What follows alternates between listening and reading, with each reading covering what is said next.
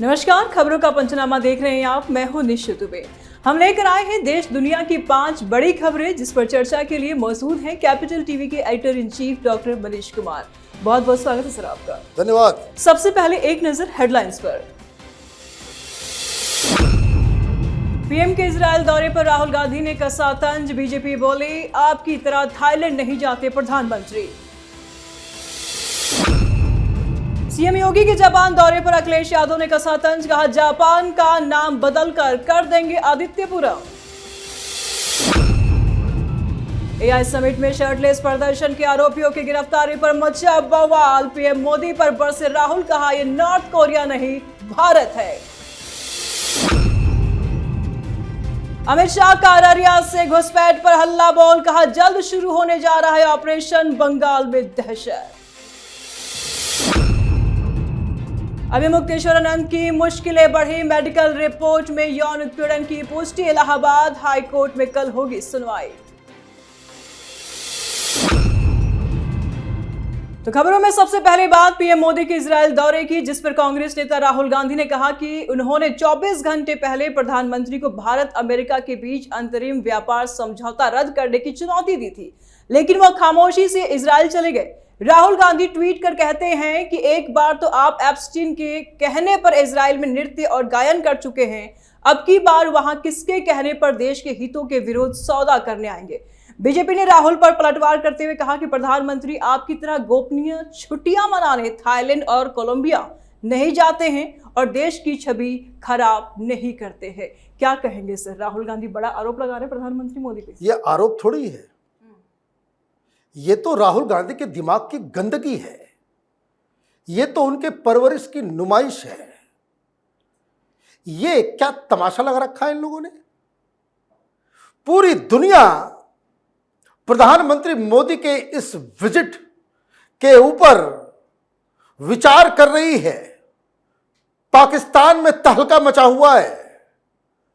America यह सोच रहा है कि यह क्या डिप्लोमेटिक समरसॉल्ट प्रधानमंत्री और हिंदुस्तान ने लिया। इजराइल के साथ 27 करार हो रहे हैं, 16 एमओयूज, 11 अनाउंसमेंट्स, और यह मंदबुद्धि एप्स्टीन फाइल इनको नजर आ रहा है।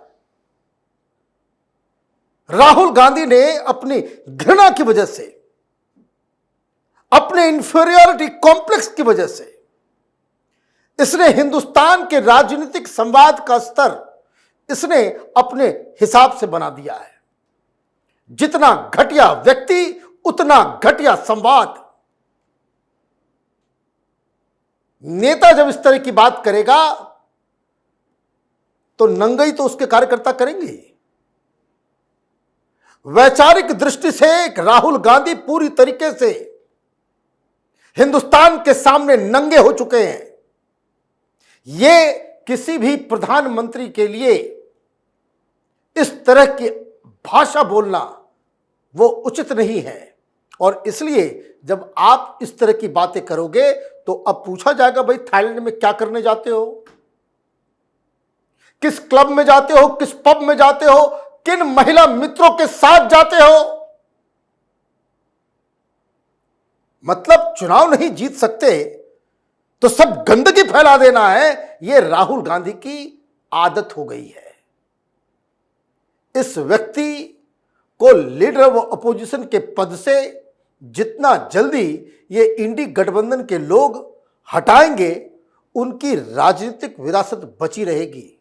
नहीं तो एक के बाद एक आप इस राहुल गांधी की वजह से चुनाव हारते जाओगे। जी, अब बात यूपी के मुख्यमंत्री योगी आदित्यनाथ की जापान दौरे पर हो रही सियासत की करें तो इन दिनों सीएम योगी जापान के दौरे पर हैं, जहां वे निवेश, औद्योगिक सहयोग और बुनियादी ढांचे के विकास से जुड़े एमओयू पर हस्ताक्षर कर रहे हैं। इसी बीच समाजवादी पार्टी के प्रमुख अखिलेश यादव ने मुख्यमंत्री के दौरे पर तंज कसते हुए बयान दिया कि मुख्यमंत्री योगी आदित्यनाथ जापान गए हैं और समझौता ज्ञापन कर रहे हैं। कहीं जापान का नाम हमारे मुख्यमंत्री बदलकर आदित्यपुर या आदित्यपुरम ना कराए। उनका यह बयान राजनीतिक हलकों में चर्चा का विषय बन गया है। क्या सर राहुल गांधी के कदम पर यह भी चल पड़े हैं?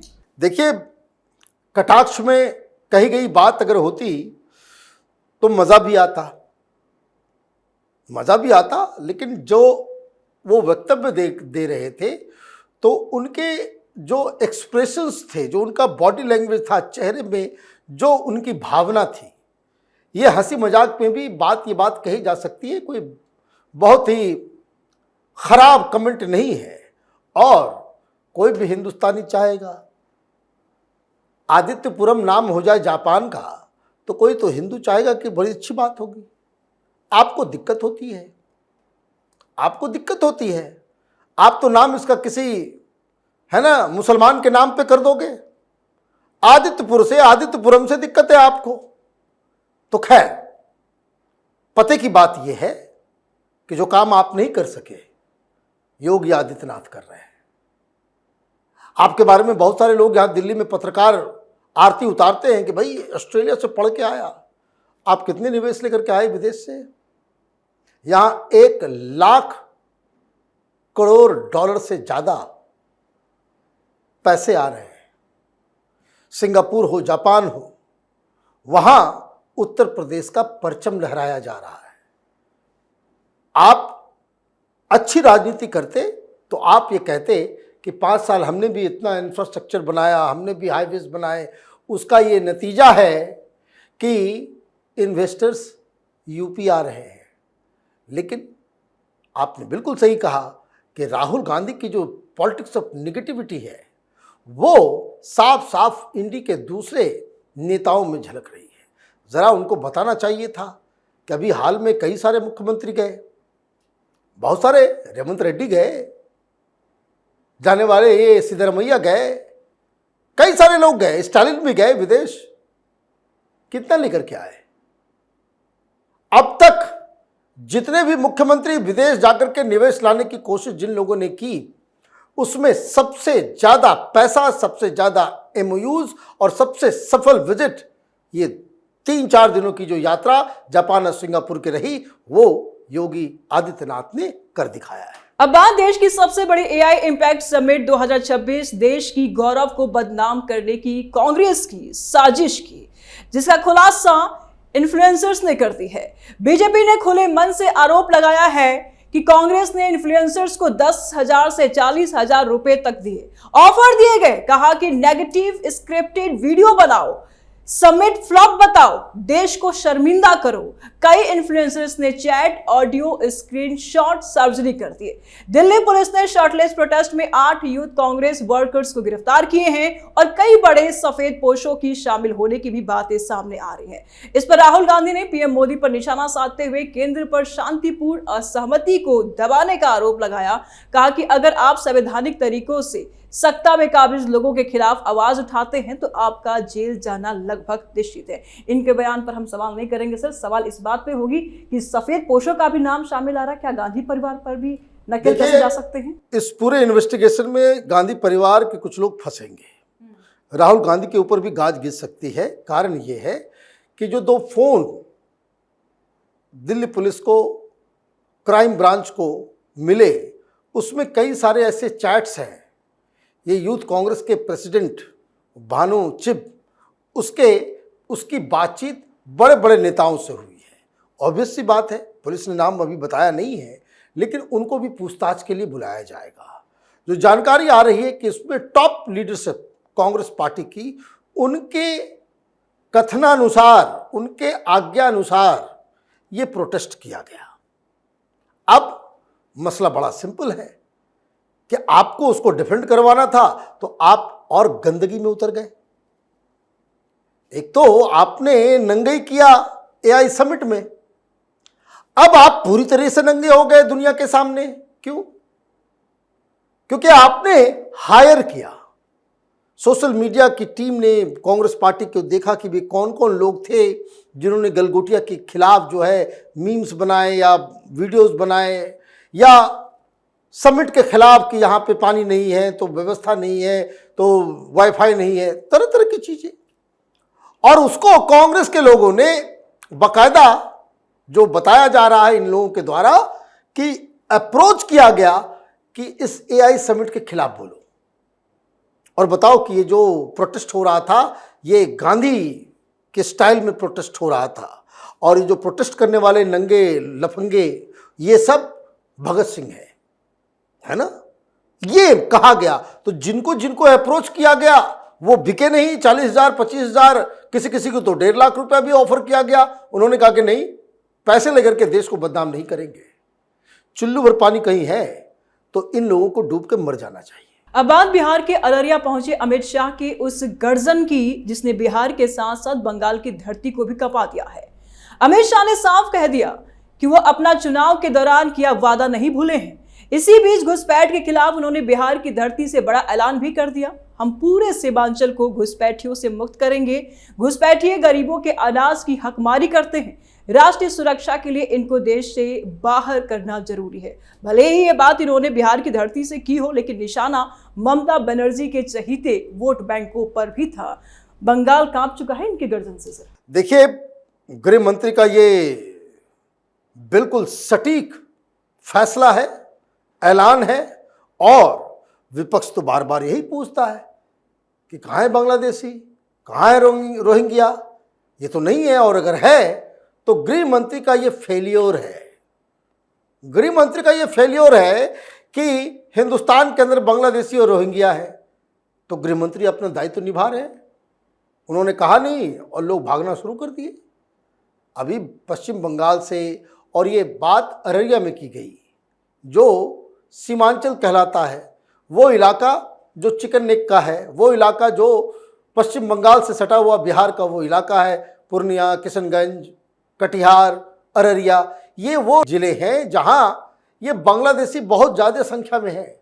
और इन लोगों ने तो अब बहुत सारे कानून और बहुत सारे दस्तावेज वगैरह तैयार कर लिए, तो उनको ही बताया गया है कि अभी धीरे धीरे ये एनआरसी भी लगेगा, सीए भी लगेगा और इन लोगों को खदेड़ खदेड़ के भगाया भी जाएगा।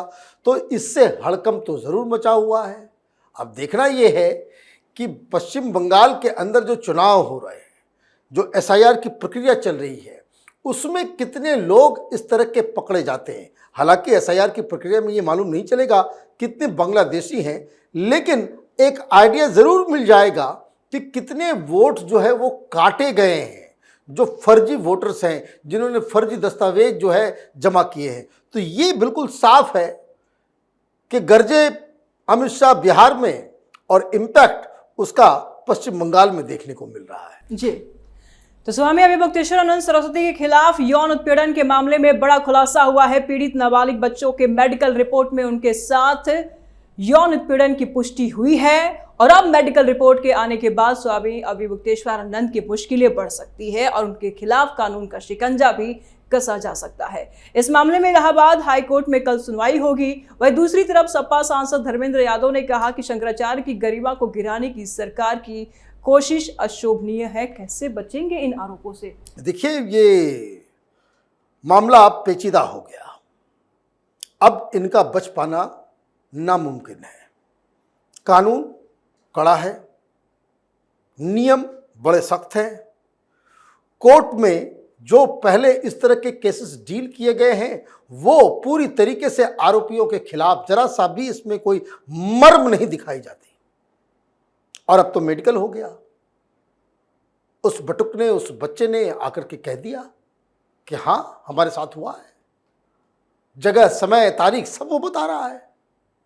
मेडिकल रिपोर्ट साथ में है। तो इनका बच पाना बड़ा मुश्किल है। लेकिन समाजवादी पार्टी को क्या हो गया? लकवा मार दिया इनको, इनके दिमाग में। कारण जब ये सारी चीजें हो रही है फिर आप वही बात कर रहे हो, बच्चे हैं, गलती हो जाती है। कल कह दो कि भाई ये साधु संत है, गलती हो जाती है। ऐसे चलेगा? ऐसे चलेगा? आपको सरकार को क्रिटिसाइज करना है, बहुत सारे मुद्दे हैं। आपको करनी थी राजनीति। आपको हिंदुओं को बांटना था, हिंदुओं में जातिवाद फैलाना था, हिंदुओं में जो है ब्राह्मण, नॉन ब्राह्मण और अभिमुक्तेश्वरानंद को जो है आप एक प्यादे की तरह इस्तेमाल करने की कोशिश कर रहे थे। आपका भांडा फूट गया। और इसलिए आप देखिए, चाहे वो कांग्रेस पार्टी हो चाहे अखिलेश यादव हो, इनके साथ ये लोग खड़े होने का दावा, ये नहीं कि वो सनातन के बड़े हितैषी हैं, ये एक राजनीतिक खेल खेलने की कोशिश कर रहे थे इस फर्जी शंकराचार्य के पीछे। वो उसका पर्दाफाश हो गया है। अब अक्लमंदी इन लोगों की इसी में है कि कोर्ट को अपना काम करने दो। जितनी राजनीति आप करोगे उतनी बड़ी दलदल में आप फंसते चले जाओगे। बहुत बहुत शुक्रिया सर तमाम जानकारियों के लिए। धन्यवाद। तो खबरों का पंचनामा में आज के लिए फिलहाल इतना ही। देश विदेश की बाकी खबरों और उनके सटीक एनालिसिस के लिए देखते रहिए कैपिटल टीवी। हमें लाइक कीजिए, शेयर कीजिए और कैपिटल टीवी को सब्सक्राइब कीजिए। नमस्कार।